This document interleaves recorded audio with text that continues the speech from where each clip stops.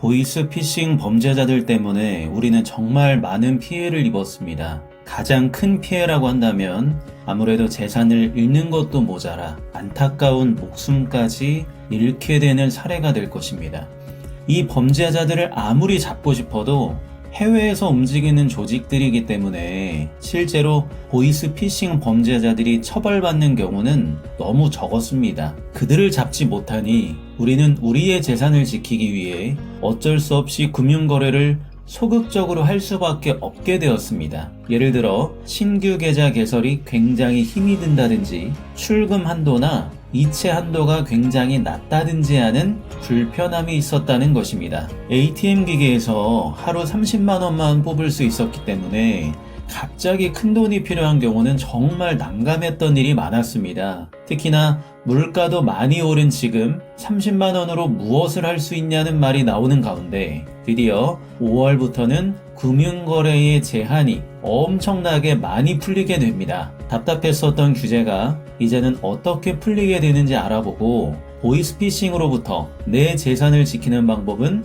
무엇이 있는지까지 오늘 저와 함께 알아보도록 하겠습니다. 구독, 좋아요, 알림 설정은 이 채널을 운영하는데 큰 힘이 됩니다. 안녕하십니까? 생활 속 필요한 정보를 전달해드리는 정보누리TV입니다. 2016년 이후 거의 8년이라는 시간 동안 어쩔 수 없이 익숙해져서 그렇지 금융거래를 내 마음대로 못하는 현실은 정말 답답하기 짝이 없었는데요. 드디어 5월부터는 많은 것들이 바뀌게 됩니다. 원래부터 큰 관심 없었던 분이야 모르겠지만 늘 불편하다는 생각을 가지셨던 분이라면 크게 환영할 만한 내용인데요. 지금까지는 관심이 없으셨더라도 보이스피싱으로부터 내 재산을 지킬 수 있는 정보만큼은 오늘 꼭 챙겨가셨으면 좋겠습니다. 2023년 8월 국무조정실 규제심판부에서 낸 보도자료입니다. 신규 계좌 이체, 출금 제한, 합리적 개선 권고라고 적혀 있는데요. 이러한 권고를 하게 된 원인은 아래와 같습니다. 현재 계좌 개설을 위해서는 급여나 사업 등 금융거래 목적을 증명할 수 있는 각종 서류를 제출해야만 가능했는데요. 이유는 대포 통장을 근절하기 위함이다 라고 합니다. 서류를 제출하지 않는 경우는 거래 한도가 제한되었었고요. 그래서 지금까지는 1일 금융거래 이체, 출금 한도가 인터넷 뱅킹 30만원, ATM 30만원, 창구거래 100만원을 기준해서 많은 분들이 불편을 겪었었습니다. 대포 통장을 근절한다는 취지는 좋으나 너무 심각하게 국민의 금융 서비스 이용을 제한하다 보니 그만큼 불만의 목소리도 컸었습니다. 특히나 전업주부, 청년, 고령층이나 신규 창업자와 같이 특별한 소득 증빙이 어려운 경우도 많았고요. 거래 실적 자체가 적은 금융 취약계층은 말할 것도 없었습니다. 이 와중에 심지어 일부 은행은 한도 해제를 조건으로 대출, 적금 가입을 요구하기도 하여 국민들의 불만은 이루 말할 수 없었는데요.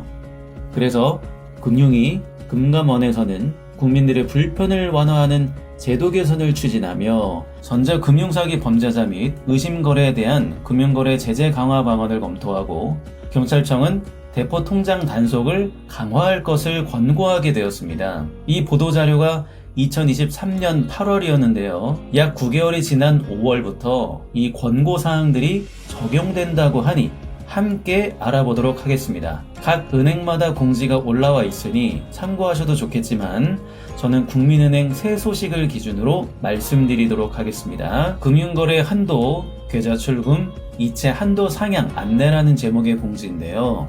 한도 상향 내용을 한번 보겠습니다. 영업점 출금은 기존 한도 100만원에서 300만원으로 상향, 자동화기기 인출 및 이체는 각 30만원에서 각 100만원으로 상향, 인터넷 뱅킹, 폰뱅킹 이체는 각 30만원에서 각 100만원으로 상향된다고 합니다. 한도를 높이는 방법은 간단합니다. 가만히 계시면 알아서 한도가 상향됩니다. 그러나 한도를 높이고 싶지 않고 기존 한도 그대로 사용하고 싶은 분들도 계시지 않겠습니까? 이런 분들의 경우는 기존 한도 유지를 신청하셔야 합니다. 기존 한도 유지 신청 기간은 5월 30일까지이며 신청 방법은 KB스타뱅킹, KB스타 기업뱅킹과 같은 앱에서 신청하실 수 있고요. 개인 인터넷뱅킹, 기업 인터넷뱅킹과 같은 사이트를 통해 신청하실 수도 있습니다. 오늘은 예를 들어 국민은행으로 말씀드렸지만 여러분들이 사용하고 계시는 각 은행에서도 마찬가지로 적용이 되실 거니까 찾아보시는 것을 추천드립니다. 그럼 한 가지 걱정되는 것이 한도가 늘어난 후에 재수없게 내가 보이스피싱 범죄에 걸려들면 재산을 크게 잃는 건 아닌가 하는 부분인데요. 이것을 해결하기 위한 한 가지 방법이 있습니다. 금융위원회에서 4월 17일 날짜로 발표한 보도자료입니다. 보이스피싱 피해 예방을 위한 금융거래 안심 차단 서비스 도입 추진이라는 제목인데요. 보이스피싱이 무서운 이유가 무엇이냐면 어떻게든 전화로 피해자를 말로 꿰어서 돈을 송금하게 만드는 고전적인 방법도 있지만 악성 앱을 설치하게 하여 자기도 모르는 사이에 개인정보가 다 털리고 그 정보를 이용하여 대출까지 받게 되는 일이 발생하기 때문이었습니다.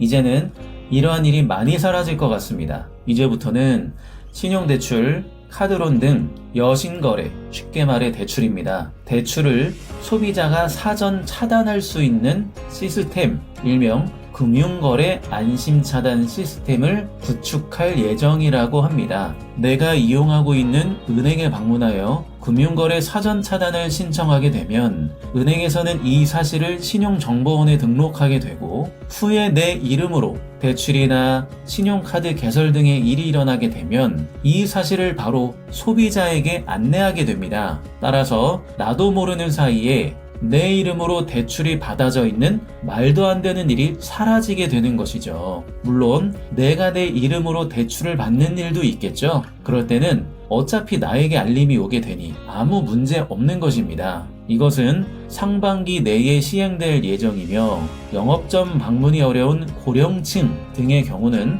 대리 신청 및 비대면 신청 허용도 검토할 예정이라고 합니다. 잘 기억해 놓으셨다가 금융거래 안심차단 서비스가 시행하게 되면 바로 신청하셔서 보이스피싱으로부터 안전하셨으면 좋겠습니다. 제일 중요한 것은 이러한 안전장치도 있겠지만 꺼진 불도 다시 보자라는 마음으로 나 스스로 조심하셔야겠습니다. 범죄자는 처벌 못하고 선량한 시민들만 조심해야 하는 현실이 답답한 것은 맞지만 이제 점점 더 나은 방향으로 나아가려고 하는 만큼 우리도 같은 마음으로 응원하고 합당한 건의를 한다면 더 나은 사회가 되지 않을까 생각합니다. 시청해주셔서 감사합니다. 지금까지 정보누리TV였습니다.